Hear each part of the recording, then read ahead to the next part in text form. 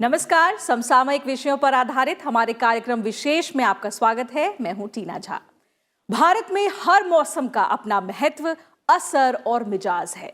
गर्मी में जहां तपती चिलचिलाती धूप से धरती, प्रकृति और जीव जंतु त्राही त्राही करने लगते हैं, तो बरसात के आते ही बारिश की फुहार सारे कष्ट हर लेती है।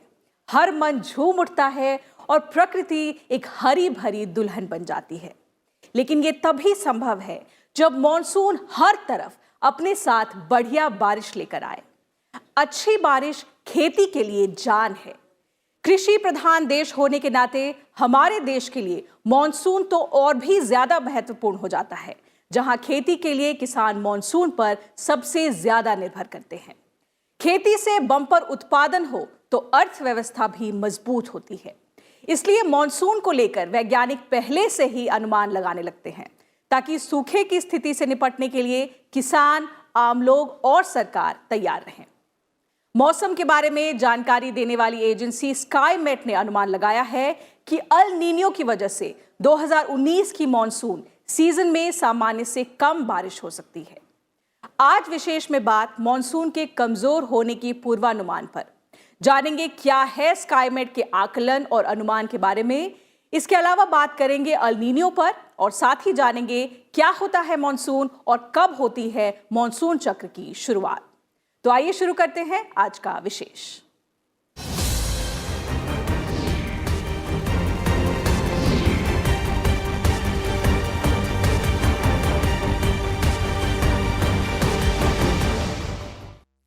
मॉनसून में इस बार सामान्य से कम बारिश हो सकती है।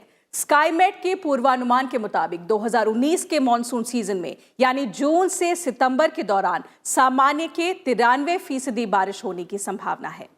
सामान्य से कम बारिश के पीछे की वजह अल नीनियो को बताया जा रहा है।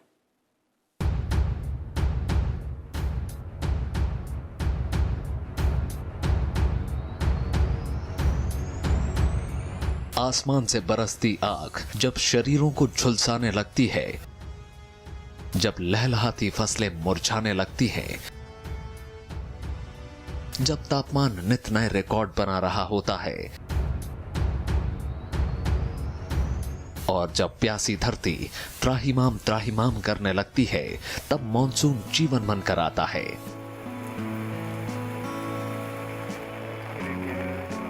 मॉनसून हमारी कृषि की सेहत, बाजार के हाल और लोगों की चाल को रफ्तार देता है। गर्मी के शुरू होते ही आने वाले मॉनसून को लेकर अनुमान लगाने की कोशिश होने लगती है। मौसम का पूर्वानुमान लगाने वाली निजी एजेंसी स्काईमेट ने मॉनसून को लेकर अपने अनुमान जारी किए हैं। इसके मुताबिक इस साल मॉनसून में सामान्य से कम बारिश हो सकती है। इस बार पूरे देश में 7% कम बारिश होने की आशंका है। देखिए, इस बार मानसून 2019 का अनुमान स्काईमेट का बिलो नॉर्मल है और लगभग 93% होगा, जो लॉन्ग पीरियड एवरेज है मानसून का 887 मिलीमीटर का। इस साल मॉनसून के दीर्घकालिक औसत यानी एलपीए का 93% रहने की संभावना है। दरअसल एलपीए की 90-95% बारिश सामान्य से कम वाली श्रेणी में आती है। 1951 से 2000 के बीच हुई कुल बारिश के औसत को एलपीए कहा जाता है और ये 89 सेंटीमीटर है। अगर ये पूर्वानुमान सही साबित होता है तो ये लगातार दूसरा वर्ष होगा जब सामान्य से कम बारिश होगी। लगभग आधा सीजन जो है उसमें जून और जुलाई के महीने में ऐसा अनुमान है कि वर्षा सामान्य से कम रहेगी, बिलो नॉर्मल रहेगी, और अगस्त और सितंबर के महीने में थोड़ा रिकवर होने के चांसेस हैं और दोनों महीनों में लगभग सामान्य वर्षा और सितंबर में भी उसके आसपास ही वर्षा होने का अनुमान है। जून में एलपीए की 77% बारिश देखने को मिल सकती है, जबकि जुलाई में एलपीए की 91% बारिश हो सकती है। पूर्वानुमान के अनुसार जून और जुलाई में सामान्य से कम बारिश होने की संभावना है। अगस्त और सितंबर में 102% और 99% बारिश हो सकती है। स्काईमेट ने संभावित सामान्य से कम बारिश के पीछे अल नीनो को जिम्मेदार ठहराया है। अल नीनो का मॉनसून पर प्रभाव पड़ता है। प्रशांत महासागर औसत से अधिक गर्म हो गया है। मार्च से मई के दौरान अनुमानों में अल नीनो की 80% संभावना है, जो जून से अगस्त तक 60% तक कम होती है। इसका मतलब है कि ये अल नीनो वर्ष होने जा रहा है। जब मानसून वर्षा बहुत हद तक जो एल नीनो है उस पर निर्भर करती है, उसका कोरिलेशन है उसके साथ। पास्ट रिकॉर्ड देखें तो एक बहुत जबरदस्त कोरिलेशन है। ओशनिक पैरामीटर और भी हैं, उनका भी रोल रहता है। जैसे आप इंडियन ओशन डाइपोल आईओडी कहें या एमजीओ मॉडर्न जूलियन ऑसिलेशन कहें, उनका भी रोल रहता है। पर सबसे ज्यादा स्ट्रॉन्ग कनेक्शन अगर आप बोलें तो वो एल नीनो का है। और अभी आजकल एल नीनो के कारण प्रशांत महासागर में जो तापमान है सामान्य से ज्यादा चल रहा है और लगभग 1 डिग्री तक वो ज्यादा है, जिसका असर होने की संभावना है। स्काईमेट के मुताबिक पूर्वी भारत और मध्य भारत के ज्यादातर हिस्सों में मॉनसून शुरुआती 2 महीने में बेहद कमजोर रहेगा। जुलाई में भी स्थितियां बेहतर होने के आसार बेहद कम हैं। अगस्त में मॉनसून में सुधार होगा और सामान्य बारिश देखने को मिलेगी। पूर्वी भारत में बारिश कम होने का सबसे ज्यादा खतरा हो सकता है। पूर्वानुमान में कहा गया है कि ओडिशा, छत्तीसगढ़ और तटीय आंध्र प्रदेश में पूरे मौसम में सामान्य बारिश होने की संभावना है। इससे पहले फरवरी में स्काईमेट ने इस साल मानसून के सामान्य रहने का अनुमान जताया था। हालांकि भारत सरकार के मौसम विभाग ने पिछले महीने मानसून के अच्छा रहने की उम्मीद जताई है, लेकिन अल नीनो के बारे में कुछ खास बात नहीं कही गई थी। साल 2019 की गर्मी लंबी होने वाली है। अप्रैल महीने में ही धूप की मार बर्दाश्त से बाहर हो जा रही है। भरत सिंह दिवाकर और आकाश पोपली के साथ ब्यूरो रिपोर्ट, राज्यसभा टीवी। जब हम मॉनसून की बात करते हैं तो कुछ शब्द बार बार सुनने को मिलते हैं। इनमें से एक है अल नीनो। कहा जाता है कि अल नीनो का मॉनसून की रफ्तार और बारिश की तादाद पर असर पड़ता है। अल नीनो है क्या और यह किस तरह से मॉनसून को प्रभावित कर सकता है, ये जानने के लिए आइए देखते हैं हमारी अगली रिपोर्ट।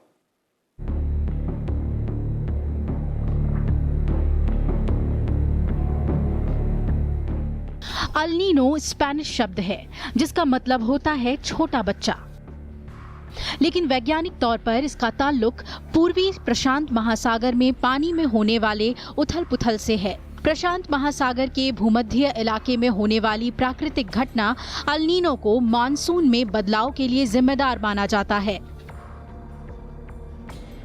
अल नीनो की वजह से समुद्र के सतह का तापमान औसत से 5 डिग्री तक बढ़ जाता है। ऐसे में गर्म पानी समुद्र की सतह पर ही रह जाता है और नीचे के ठंडे पानी के ऊपर आने की प्रक्रिया रुक जाती है, जिसका असर दुनिया भर के मौसम के अलावा समुद्री जीवों पर भी पड़ता है। प्रशांत महासागर जो कि पैसिफिक ओशन है, उसके तापमान मॉनिटर किए जाते हैं इक्वेटोरियल रीजन में, लगभग इक्वेटर से +-5 डिग्री नॉर्थ साउथ में। उसके ईस्टर्न और सेंट्रल पार्ट्स में उसके तापमान लगातार मेजर किए जाते हैं, उनके आंकड़े तैयार किए जाते हैं। और जब ऐसा हो, जैसी स्थिति हो कि वो तापमान बढ़ रहे हैं और सामान्य से लगभग 0.5 डिग्री और उससे ज्यादा, कम से कम भी वो 5 महीने के लिए अगर रहें, तब एल नीनो की स्थिति को डिक्लेयर किया जाता है। वैज्ञानिक भाषा में अल नीनो को अल नीनो सदर्न ऑसिलेशन यानी ENSO कहा जाता है, जिसे आमतौर पर तापमान संक्रमण के रूप में देखा जाता है।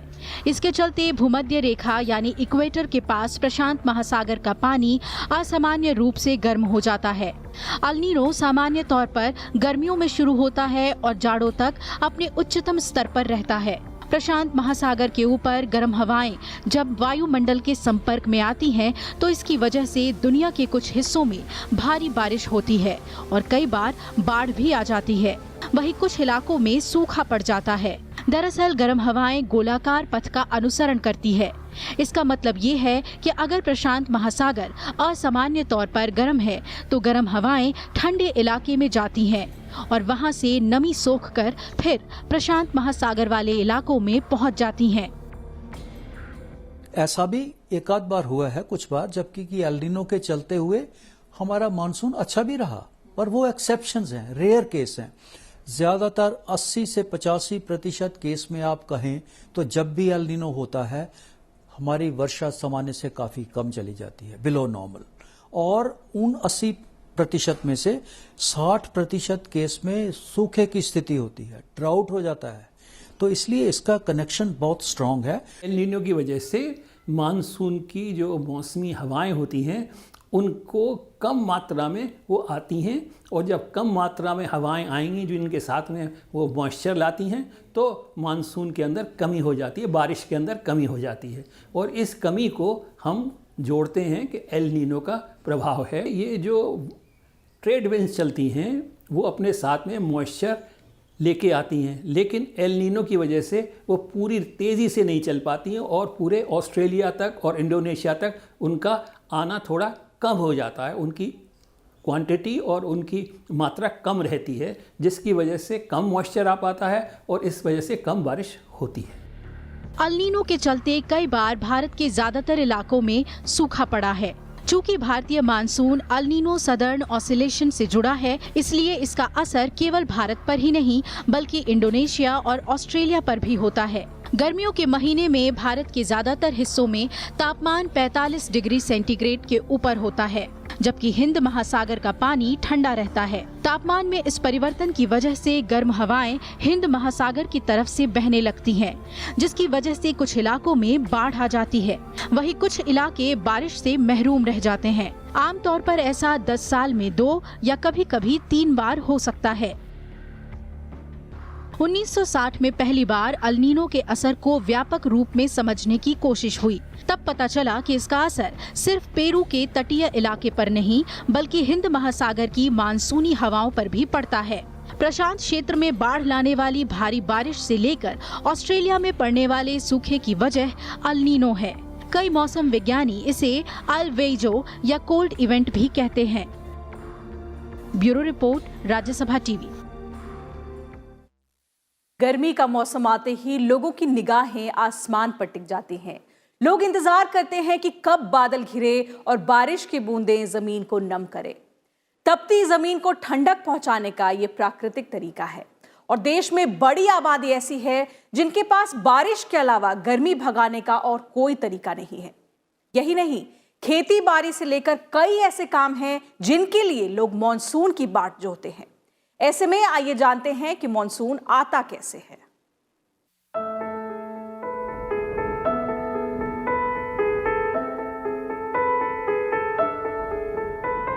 जब भी आसमान में बादल घुमड़ने लगते हैं तो हम ये मान लेते हैं कि मानसून ने दस्तक दे दी है, लेकिन सूने आसमान में बादल ऐसे ही नहीं बनते और महीने 2 महीने तक बारिश का मौसम यूं ही नहीं कहलाता। साल भर तक प्रक्रिया चलती है और तब जाकर बारिश हम तक पहुंच पाती है। यानी जून जुलाई में होने वाली बारिश का संबंध जनवरी फरवरी से भी है। ये अलग बात है कि गर्मी के मौसम में ये प्रक्रिया तेज होती है। होता ये है कि सूरज की तपिश से जमीन ज्यादा तप जाती है और समंदर के मुकाबले तेजी से गर्म होती है। लेकिन समंदर इस मामले में थोड़ा सुस्त रहता है। उसे गर्म और ठंडा होने में ज्यादा वक्त की दरकार होती है। लिहाजा जमीन और समंदर के बीच तापमान के फर्क के चलते भौगोलिक हलचल बढ़ जाती है। तपी हुई जमीन पर कम दबाव का क्षेत्र बनता है, तो इसके चलते दबाव में भी फर्क आ जाता है। जैसे ही दबाव का क्षेत्र हुआ तो हवा की दिशा बदल जाती है। देखिए, मानसून ऑनसेट जो है उसके लिए तो एक क्राइटेरिया बना हुआ है कि मानसून ऑनसेट कैसे होता है। वो तो केरल में लगभग, केरल और कर्नाटक के भी आसपास 10 स्टेशन हैं ऐसे, उनमें रेनफॉल रोज के हिसाब से इतने मिनिमम कुछ रेनफॉल होना चाहिए। और इन स्टेशनों में कम से कम जो 60% स्टेशन है उनमें वो क्राइटेरिया फुलफिल होना चाहिए, तभी मानसून का आना माना जाता है। समंदर से जब जमीन की तरफ हवा चलती है तो नमी को समेटे आती है। हवा में घुली ये नमी मानसून के लिए बेहद महत्वपूर्ण है। आप कह सकते हैं कि यही नमी बारिश का शुरुआती रूप है। आमतौर पर पानी जब भाप बनकर आसमान में पहुंचता है तो नमी धीरे धीरे संघनित होकर बादल बन जाती है और फिर ये बादल बारिश में तब्दील होकर जमीन पर बरस जाता है। जमीन का पानी भी बहकर कहीं जमा होता है और फिर से वही चक्र दोहराता है। मोटे तौर पर बारिश की यही प्रक्रिया है। मई जून के महीने में जब समंदर से नमी से घुली हवा जमीन पर पहुंचती है तो कमोबेश इसी प्रक्रिया में तब्दील होकर मॉनसून में तब्दील हो जाती है। भारत समेत दक्षिण एशिया की भौगोलिक बनावट भी इसके लिए जिम्मेदार है। यानी अगर भारत के उत्तर में हिमालय नहीं होता तो शायद नमी घुली ये हवा वहां से टकराकर भारत में नहीं ठहरती और नतीजतन बारिश से भी हम महरूम रह जाते। मानसून की शुरुआत होने के कारण सिर्फ यही है कि जो समुद्र के अंदर मौसम की वजह से गर्मी होती है, उससे पानी की भाप बनती है और वो भाप ट्रेड विंड की तरह से, आपको मालूम है कि इक्वेटर के पास में ट्रेड विंड चलती है, तो इक्वेटर के दोनों तरफ जो देश हैं और जो मुल्क हैं उनके अंदर मानसून टाइप की क्लाइमेट पाई जाती है, ताकि इन दिनों में वो अपने साथ नमी भरी हुई हवा खींच के लाते हैं और उनकी मात्रा इतनी अधिक हो जाती है। जब वो हवा ऊपर उठती है तो ऊपर उठने से क्या होता है कि वो ठंडी होने लगती है और जब हवा ठंडी होती है तो उसके अंदर पानी को अपने आप में रखने की क्षमता कम हो जाती है और इसलिए बारिश हो जाती है। हिमालय इन हवाओं को दूर जाने से रोकता है और वहां से टकराने के बाद ही भारत, पाकिस्तान और बांग्लादेश में तेज बारिश होती है। इसी बारिश को हम मानसून बुलाते हैं। लेकिन एक वक्त आता है जब हवा में नमी की मात्रा घटने लगती है तो जाहिर है कि बादल बनने की प्रक्रिया भी सुस्त हो जाती है। जैसे ही ये प्रक्रिया एक खास मोड़ पर पहुंचती है, बारिश थम जाती है। यानी तब तक समुद्र और जमीन के बीच वायु दाब का अंतर भी बराबर हो जाता है। इसके बाद उल्टी प्रक्रिया शुरू होती है। अब हवाएं समंदर की तरफ लौटने लगती हैं। इस दौरान तमिलनाडु समेत देश के कई हिस्सों से ये लौटती हुई हवाएं अपने साथ बारिश लाती है। हिमालय से टकराकर जब ये तमिलनाडु के तट पर पहुंचती है तो इस दौरान इन हवाओं को बंगाल की खाड़ी से गुजरना पड़ता है। नतीजतन हवाओं में फिर से नमी घुल जाती है। इसे हम विंटर मॉनसून कहते हैं। मानसून को लेकर अब तक कई सिद्धांत पेश हुए, लेकिन तापमान और दबाव के अंतर को लेकर एक व्यापक सहमति बनी हुई है। मानसून मोटे तौर पर दक्षिण एशिया की परिघटना है, लेकिन दुनिया के कई हिस्सों की बनावट दक्षिण एशिया से मिलती जुलती है। लिहाजा गर्मी के बाद वहां भी तेज बारिश देखने को मिलती है। Bureau report, Rajya Sabha TV. Bharat में मॉनसून अपने आप में अनोखी प्रक्रिया है। 4 महीने की बरसात में तपती धरती को तर कर देती है झमाझम बारिश। पूरी प्रकृति में मानो एक जान सी आ जाती है। मॉनसून का चक्र एक नहीं 2 बार बारिश के बादल लेकर आता है, दक्षिण पूर्वी मॉनसून और उत्तर पश्चिमी मॉनसून। आइए समझते हैं मॉनसून के साइकिल को, जिनकी वजह से भारी वर्षा होती है। भारत में मानसून अपनी तरह का एक अनोखा घटनाक्रम है जिस पर सबसे ज्यादा हमारे किसान निर्भर करते हैं। बढ़िया मानसून जहां बम्पर फसल लेकर आता है तो वही कमजोर मानसून से फसल में कमी आ जाती है, जो सीधे तौर पर अर्थव्यवस्था को प्रभावित करती है। वैसे तो भारत में मानसून हर साल एक निश्चित समय पर आता है, लेकिन जलवायु परिवर्तन की वजह से मानसून का ये सालाना चक्र कई बार गड़बड़ा जाता है। दरअसल मानसून वायुमंडल की एक खास घटना पर निर्भर करता है। पृथ्वी सूर्य का चक्कर लगाती है। इस क्रम में पृथ्वी का कुछ भाग कुछ समय के लिए सूर्य से दूर चला जाता है, जिसे सूर्य का उत्तरायण यानी उत्तर की ओर और दक्षिणायन यानी दक्षिण की ओर होना कहा जाता है। सूर्य उत्तरायण के समय कर्क रेखा पर और दक्षिणायन के समय मकर रेखा पर होता है। इसी परिवर्तन के कारण पृथ्वी पर ग्रीष्मकाल और शीतकाल का आगमन होता है। मानसून साइकिल ये कि ऐसा मौसम जिसमें कि अक्सर बारिश और अधिकतर बारिश, जितनी बारिश एक स्थित स्थान में होती है वहाँ पे करीब 90% बारिश उस सीज़न में अगर हो जाए तो इसको हम मानसून सीज़न कहते हैं और मानसून उसको कहलाया जाता है। गर्मी के महीनों में हवाएं समुद्र से मैदानी इलाकों की ओर बहती है। ये हवाएं बारिश के लिए जिम्मेदार होती हैं। हवाओं के बहने की दिशा के अनुसार मानसून को मुख्य रूप से 2 हिस्सों में बांटा गया है, दक्षिण पूर्वी मानसून और उत्तर पश्चिमी मानसून। गर्मी के महीने में 21 मार्च से सूर्य उत्तरायण यानी उत्तर की ओर होने लगता है और 21 जून के आसपास कर्क रेखा पर आ जाता है। इस दौरान मध्य एशिया का भूभाग काफी गर्म हो जाता है। नतीजतन हवा गर्म होकर ऊपर उठने लगती है और हवा का दबाव कम हो जाता है। इस दौरान पृथ्वी के दक्षिणी गोलार्ध के महासागरीय हिस्से यानी हिंद महासागर पर ठंड होती है और वहां हवा का दबाव ज्यादा होता है। उच्च वायुदाब की ठंडी हवाएं उत्तर में स्थित कम वायुदाब की ओर चलने लगती हैं। फेरेल के नियम के अनुसार पृथ्वी की गति के कारण हवा अपनी दाहिनी ओर झुक जाती है। इस हवा को ही दक्षिणी पश्चिमी मॉनसून कहते हैं। ये हवा समुद्र से चलती है, इसलिए इसमें भरपूर मात्रा में जलवाष्प होता है। इसकी वजह से एशिया महाद्वीप के देश भारत, बर्मा, दक्षिण पूर्वी एशिया के भागों में इस दौरान भारी वर्षा होती है। ये काल 15 जून से लेकर 15 सितंबर के बीच का है और इस दौरान बारिश का मौसम रहता है। मानसून का प्रभाव तो बहुत ज्यादा है, जैसे विशेषकर ये खेती के क्षेत्र से बहुत क्लोजली जुड़ा रहता है, क्योंकि देश भर की खेती इस पर निर्भर करती है। हमारे देश में एक तो मानसून में लगभग 70% से ज्यादा एनुअल वर्षा जो है वो इस सीजन में होती है, और इस सीजन में जो वर्षा है एग्रीकल्चर बेल्ट जो है, जो कि टोटली रेन फेड, मतलब मानसून की वर्षा पे ही निर्भर करती है, वो काफी ज्यादा हिस्सा है, जिसमें कि जैसे महाराष्ट्र के, मध्य प्रदेश के, राजस्थान के और गुजरात के काफी सारे हिस्से आते हैं।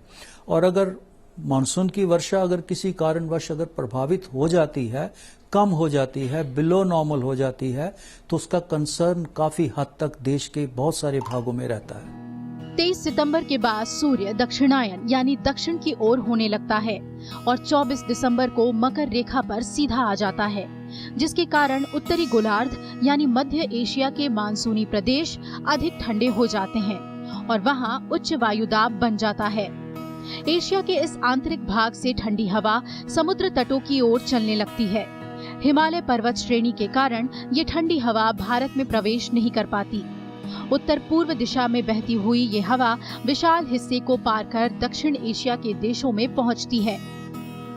ये हवाएं उत्तर पूर्वी मानसूनी हवाएं कहलाती हैं। भारत में मानसून की अवधि 4 महीने यानी 1 जून से 30 सितंबर तक मानी जाती है। इससे संबंधित सभी भविष्यवाणियां 16 अप्रैल से 25 मई के दौरान की जाती है।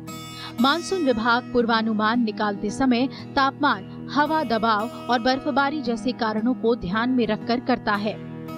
भरत सिंह दिवाकर और आकाश पोपली के साथ ब्यूरो रिपोर्ट, राज्यसभा टीवी।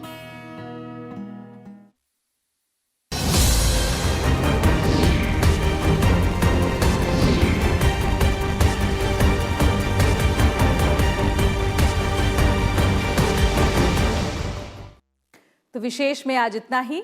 अब हमारा ये कार्यक्रम YouTube और Twitter पर भी देख सकते हैं। कल फिर होंगे हाजिर एक नए विषय के साथ। तब तक आज्ञा दीजिए। नमस्कार।